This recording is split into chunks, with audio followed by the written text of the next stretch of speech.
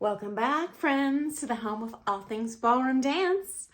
Today, we're going to talk about, is my ballroom dance teacher flirting with me? And this is in response to an article that was published yesterday by People. And it was an interview with Max CHMERKOVSKIY, who is a well-known Latin dancer and professional. He was on Dancing with the Stars in the United States. And one of his TV star partners is Kirstie Alley. And she accused him of being flirtatious with her. And I'll just share a little snippet from that interview. She's like, "You're so flirty." And then there's some more discussion. "I'm not flirting with you. Why would you say that?" She's like, "Well, look at where your hands are." "Where's my hand?" "It's on my butt." So, first of all, if you think your ballroom dance teacher is flirting with you or trying to partner with you in the biblical sense, they aren't. It is extremely highly statistically unlikely. Does it happen somewhere in the world at some point? Yes, but honestly, it's very unlikely. In my experience, there are many romantic relationships that evolve in the ballroom dance world. But when it comes to professional ballroom dancers and their students, in my personal observation, you guys, I've shared many stories of affairs here between students, between teachers and students. It's never on the dance floor where it starts. Truly, it's, okay, well, let's meet for lunch. Okay, well, Wednesday is kind of our day to meet for lunch. Well, let's drive in the same car and go to lunch. Oh, you know what? I need help with this at my house. Can you come over and help with this? And then we start keeping it a secret from the other students or our spouse. So romance evolves off the floor, guys. So first of all, as a dance teacher, as a ballroom dance teacher, I am communicating physical movement with your body and my body together. And so sometimes, depending on how the student learns, it is just the most efficient way for me to get me to do what you need to do to be a good dancer, to grab you, maybe even you by the butt, and pull you to me.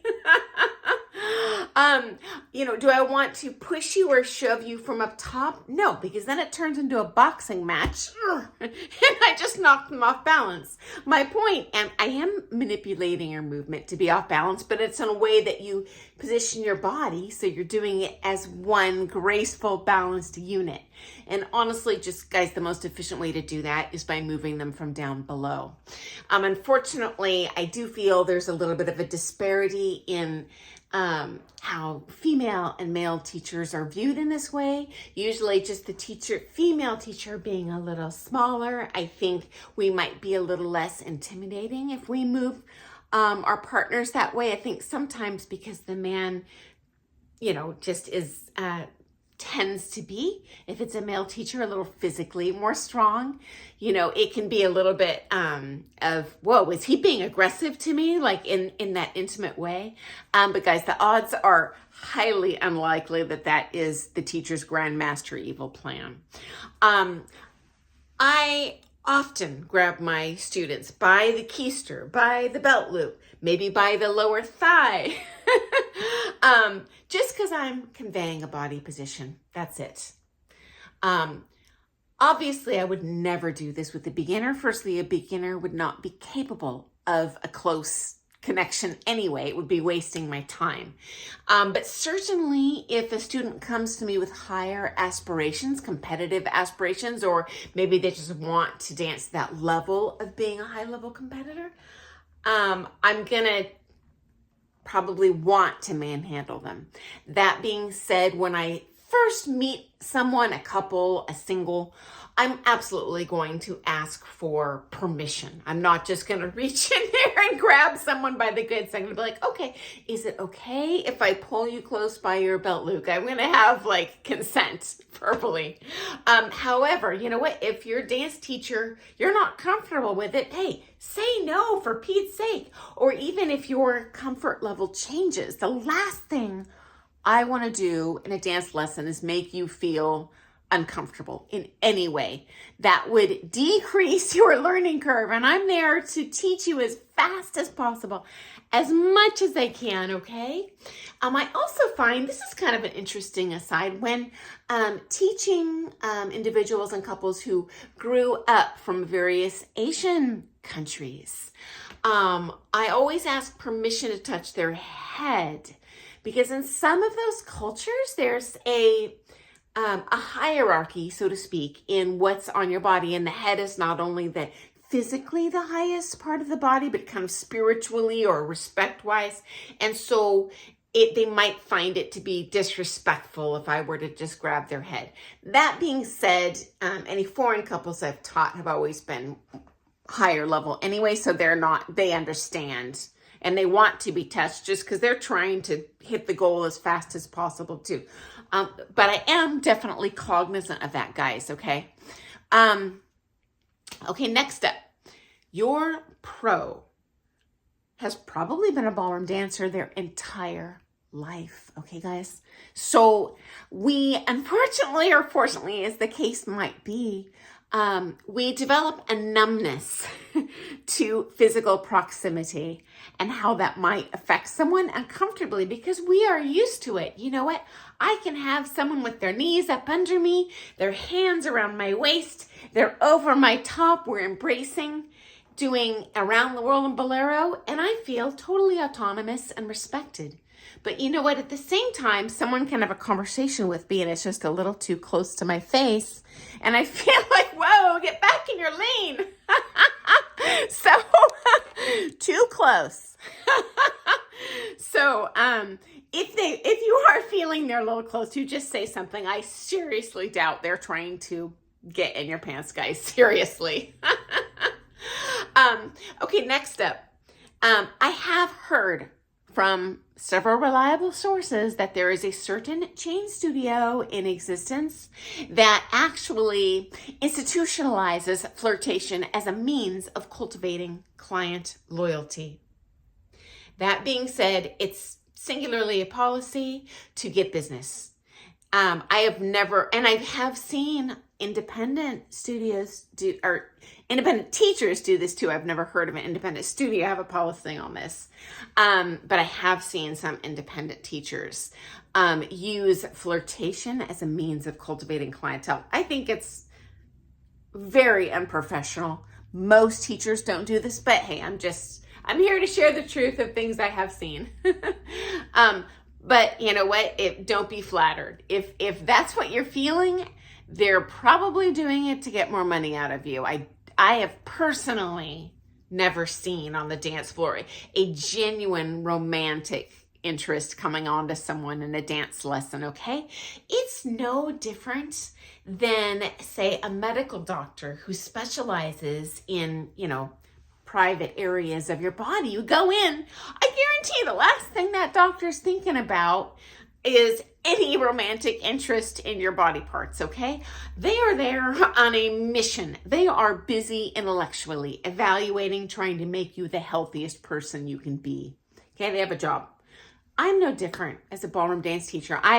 Although I like my students personally, they're friends, but you know what? I am there to accomplish a mission. The last thing on my mind is a romantic relationship. I'm thinking about their body parts in terms of function and mechanics and how do I get them to be the healthiest dancers, so to speak, that they can be, the most beautiful, pleasing to feel, pleasing to look at dancer, okay?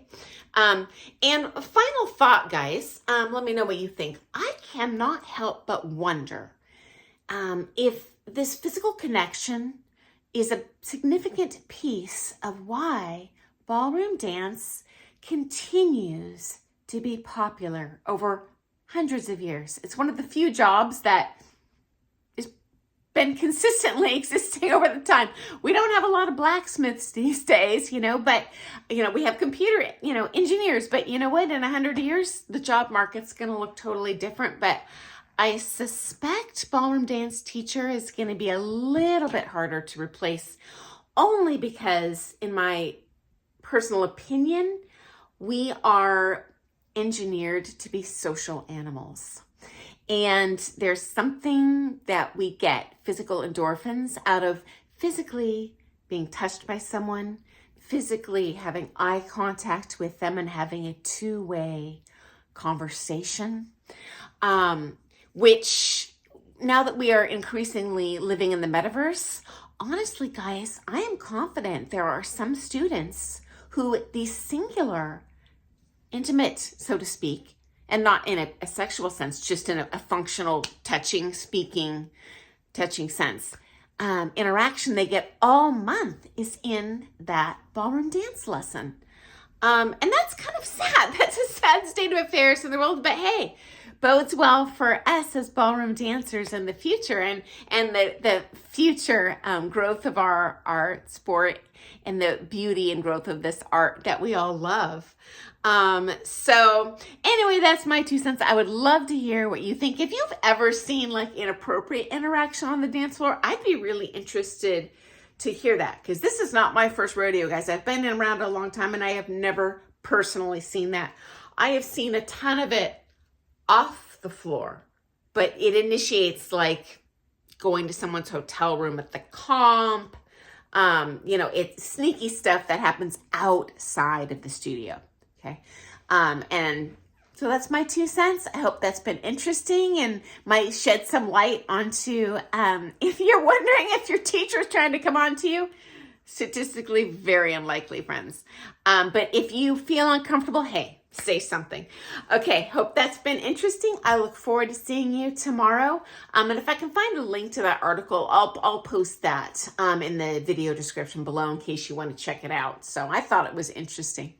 So guys, have a good day. I look forward to seeing you in the morning.